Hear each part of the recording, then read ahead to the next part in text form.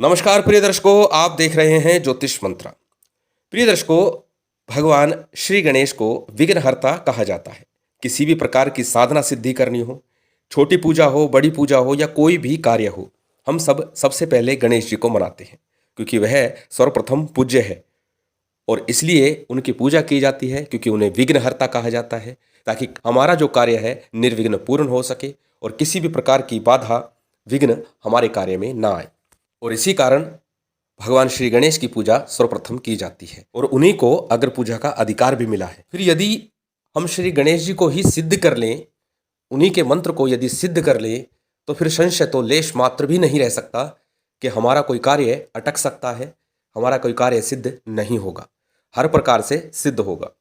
आज जिस मंत्र प्रयोग को देने जा रहा हूँ वह अनुभूत है। अनेक बार मैं इस मंत्र को प्रयोग कर चुका हूँ, करा चुका हूँ, स्वयं भी और औरों से भी। वैसे तो प्रत्येक कार्य के लिए ये मंत्र है, परंतु अभी तक जो मैंने अनुभव में इस प्रयोग कराया है वो नौकरी के लिए, साक्षात्कार के लिए या फिर विद्यार्थियों को सफलता के लिए प्रयोग करा है और हर बार सफलता ही प्राप्त हुई है। कभी भी ऐसा नहीं हुआ श्री गणेश जी ने निराश किया हो, हर बार सफलता प्राप्त हुई। तो आज उसी प्रयोग को मैं आप लोगों को देने जा रहा हूँ। अधिक विलंब न करते हुए जानते हैं प्रयोग विधि को, किस प्रकार से इस प्रयोग को करना है। सबसे पहले जानते हैं इस प्रयोग में प्रयोग की जाने वाली सामग्री को, कौन सी सामग्री प्रयोग करनी है।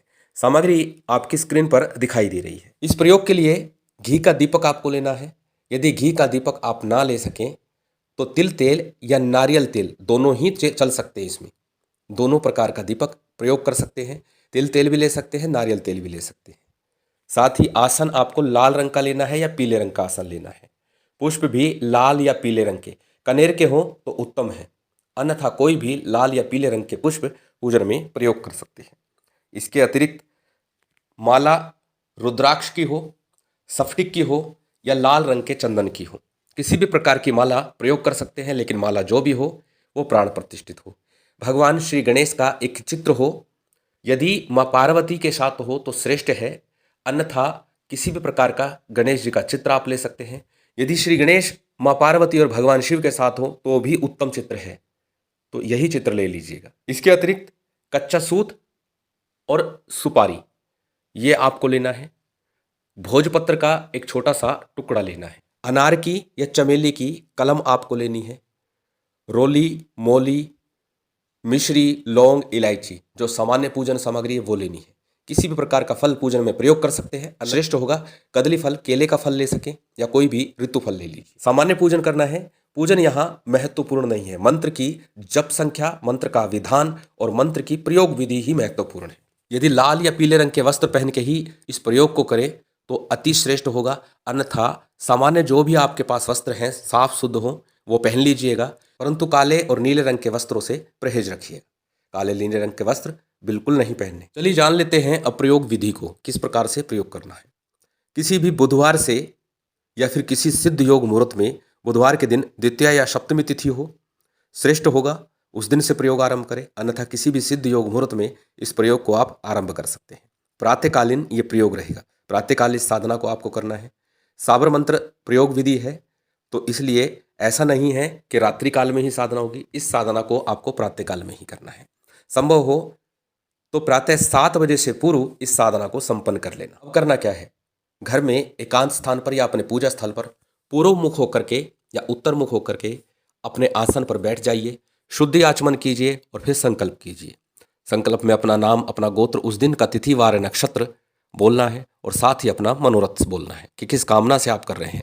तो यहाँ पर आपको कामना बोलनी है कि सर्व कार्य सिद्धि हेतु, प्रत्येक कार्य की सिद्धि के लिए, प्रत्येक कार्य की सफलता के लिए आप ये प्रयोग करने जा रहे हैं। और सामने गणेश जी का चित्र रखिए, साथ ही कलश रखिए गणेश जी के दाहिनी ओर, अपने बाईं ओर, और उस कलश के ऊपर चावलों से भरा एक पात्र रखिए, उसके ऊपर एक सुपारी और 1 रुपये का सिक्का रखिए। सबसे पहले गणेश जी का पूजन करना है, उसके बाद भगवान शिव माँ पार्वती का पूजन करना है, भैरव जी का पूजन करना है। इतना पूजन संपन्न करने के बाद कलश का पूजन आपको करना है।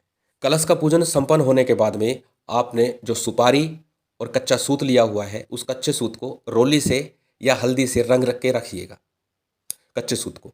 अब उसको सुपारी के ऊपर आपको लपेटना है, बिल्कुल उसको कवर कर दीजिए। सुपारी को हल्दी से रंगे या रोली से पूरा अच्छे से कवर कर दीजिए, गणेश जी के चित्र के सामने ही, चावलों के ऊपर। और साथ ही अपनी हाइट के बराबर कच्चा सूत लीजिए और उसके अंदर 21 गांठ लगा लीजिए और 21 गांठ लगाने के बाद उस सूत्र को भी सामने रख दीजिए। इसके बाद अनार या चमेली की कलम से भोजपत्र के ऊपर आपको अपनी कामना लिखनी है। जो मंत्र दिया जा रहा है पहले वो मंत्र लिखना है और उसके बाद अपनी कामना लिखनी है और ये भी गणेश जी के चित्र के नीचे रख दीजिए। सभी के पूजन के बाद और सारी क्रिया पूरी होने के बाद में सबसे पहले गुरु मंत्र की एक माला का जप करना है। गुरु नहीं है तो भगवान शिव के मंत्र का ही जप करना है और उसके बाद में साबरी मंत्र का जप करना है। साबरी मंत्र का जप करने के बाद में 11 माला का जप इस मंत्र का करना है। मंत्र आपकी स्क्रीन पर दिखाई दे रहा है। मंत्र इस प्रकार है, गंग गणपते नमः कार्य में बाधा समाप्त हो। गंग गणपते नमः कार्य में बाधा समाप्त हो। छोटा सा सरल मंत्र है लेकिन है बहुत चमत्कारिक और शीघ्र प्रभाव दिखाता है। अभी तक असफल नहीं हुआ। अब करना क्या है, 11 दिनों तक 11 माला का जप करना है। प्रतिदिन सामान्य पूजन के साथ साथ जो भी भोग नैवेद्य हो 11 माला के जप के बाद में आपको भोग लगाना है, आरती करनी है। आरती के बाद भोग अर्पण करना है और आसन को प्रणाम करके समर्पण करके उठ जाना है।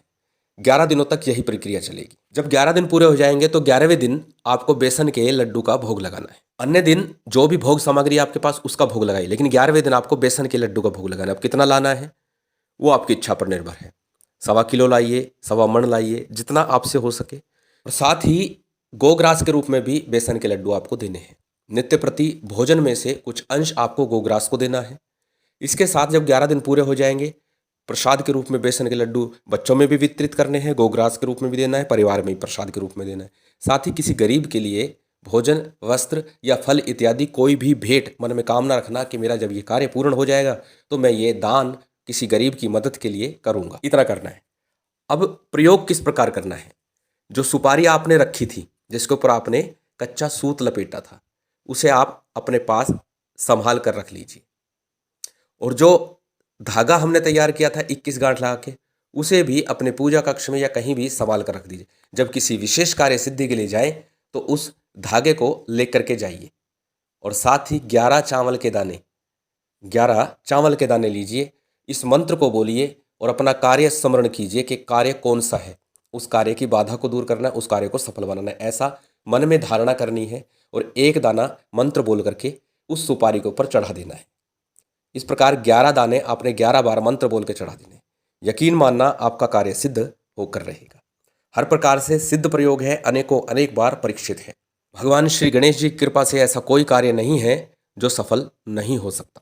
हर प्रकार से सिद्ध होगा, सफल होगा, मनोरथ शुद्ध हो और हर प्रकार से शुभ हो। किसी के अहित के लिए प्रयोग नहीं करना है। भगवान श्री गणेश की कृपा आप लोगों को शीघ्र प्राप्त हो, माँ भगवती कृपा आप पर बनी रहे, यही कामना है। और उम्मीद करता हूँ ये जानकारी, ये वीडियो आपको अच्छी लगी होगी। यदि अच्छी लगी हो तो कृपया लाइक कीजिएगा, शेयर कीजिएगा। यदि चैनल पर नए हैं तो सब्सक्राइब कर बेल आइकन बटन दबा दीजिएगा। जय माता दी, जय श्री राम।